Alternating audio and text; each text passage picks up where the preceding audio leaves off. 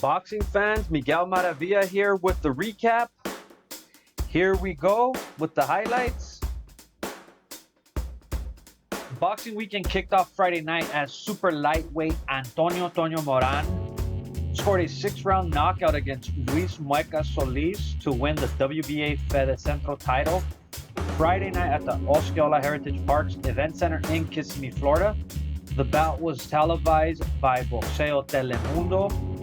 Also on that card, 18-year-old welterweight Xander Zayas scored a first-round KO over Orlando Salgada.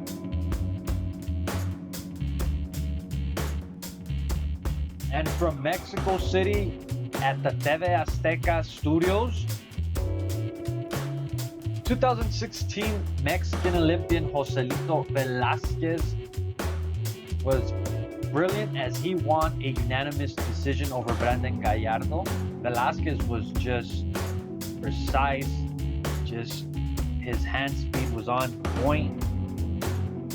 Just overall great performance by Velasquez as he remains undefeated at 13-0 with 9 knockouts. And Saturday night from the bubble at the MGM Grand on ESPN Plus, some undercard action. Edward Vasquez opened the night as he won a decision over Adan Ochoa. Pretty tough fight for Vasquez. Ended up pulling out the victory with scores of 58-55, 58-55, and 57-56. Vasquez remains undefeated, 8-0 with 1 knockout. And then Ruben Cervera of Colombia scored a second-round knockout over Renard Olivier in a 6-round junior lightweight bout. What a stoppage it was, a solid right, just knocked Oliver out as the referee promptly stopped the fight. Cervera goes to 13-2 with 11 knockouts. Welterweight Benjamin Whitaker scored an upset over previously undefeated DeAndre Smith. Whitaker fought June 25th as he lost a majority decision to Vlad Tannen but returned victorious. Also, heavyweight prospect Jared the Real Big Baby Anderson scored a knockout over Rodney Hernandez in the 4th. Anderson improved to 6-0 with 6 knockouts. In the co-feature bout, Steven So Cold Nelson retained his NABO super middleweight title as he scored a 6-round TKO over DeAndre Ware. Props to Ware for performing CPR and reviving a top-ranked personnel. As for Nelson, he improved to 17-0, 14 knockouts. Definitely making a name for himself at super middleweight. Watch out for him. In the main event, WBO super featherweight champion Jamel Semperfi Herring and Jonathan Oquendo of Puerto Rico finally met at the MGM Grand. This bout was scheduled to take place July 15th, however, due to COVID complications, Herring was sidelined. And we returned. Herring kind of had his hands full. It was he was on top, was controlling the fight, but Oquendo just had that style that just did not make it comfortable for the champ. Herring scored a knockdown in the 2nd round, but again, as I mentioned, Oquendo just had that tough style, and he made it tough indeed as a headbutt opened a gash over Herring's right eye. The Puerto Rican was deducted a point, but things just continued to get ugly as finally the referee disqualified Oquendo as Herring was unable to continue. All scores were in favor of the champ Herring, 80-70, 80-70, and 79-71.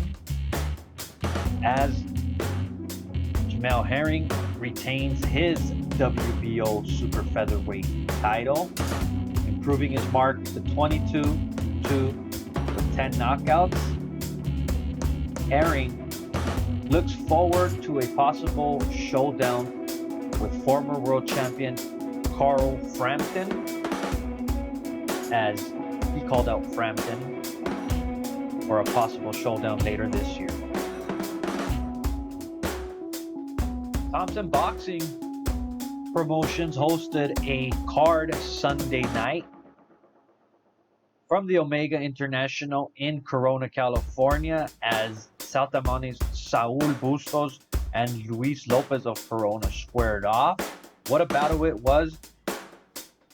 What a fight. But Bustos was the more dominant, just closing out with vicious body shots, working his way to a unanimous decision as he improves his record to 13-0 and 7 knockouts. Lopez suffers his first defeat, going to 8-1 and 1 with 4 knockouts. Super lightweight prospect George Acosta won a unanimous decision over Esteban Munoz in the co-feature. Also opening up the live stream, Katsuma Atsugu won a unanimous decision over David Angeles. For the Japanese, Akitsuki, he improves to 4-0 with 1 knockout. This was Thompson Boxing's second edition of its 3-2-1 boxing series. And from the Microsoft Theater in Los Angeles, on the Fox PBC Fight Night, FS1 Fight Night, Cuban Ledouin Bartholomew scored a third-round knockout over Filipino Reki Dulay. Bartholomew improved to 16-1 and 1 with 8 knockouts. Super lightweight Batir Akhmedov knocked out Ray Perez in the first round. Headlining the FS1 PBC Fight Night, Cody Crawley defeated Joseph Torres with a dominant unanimous decision in the welterweight division. Crawley improves to 19-0 with 9 knockouts.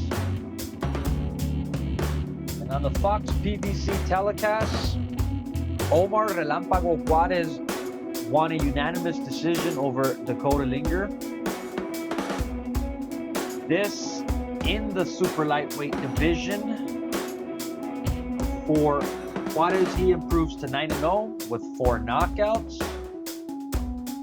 In the co-feature, prospect Jesus Ramos scored an impressive second-round knockout over previously undefeated Esteban Garcia. Ramos improves to 13-0 with 12 knockouts as Garcia suffers his first defeat, going to 14-1 with 6 knockouts. In the main event, Yordanis Ugas scored a split decision over Abel Ramos. It seemed that Ugas was in control throughout the fight. However, the judges favored Abel Ramos' aggression. Just a very awkward style Ugas was for Ramos. It seemed that Ugas was just obviously in control, outlanding Ramos, staggering him a few times. But as I mentioned, credit to Ramos, he brought the aggression. However, that was not enough, as on paper, Ugas squeak by with the split decision. Strong feedback from fans, Twitter, as to what were the judges scoring. Scores 117-111 for Ramos. Obviously, Ramos controlled the fight in that card, but was overruled 115-113 for the two judges. Judge Dumoret on the 117-111 score. As for Ugas, he picks up the WBA welterweight title. Ugas now looks to fight the top fighters at welterweight, which include Manny Pacquiao, Errol Spence, Keith Thurman, Danny Garcia, and of course, a potential rematch with Sean Porter.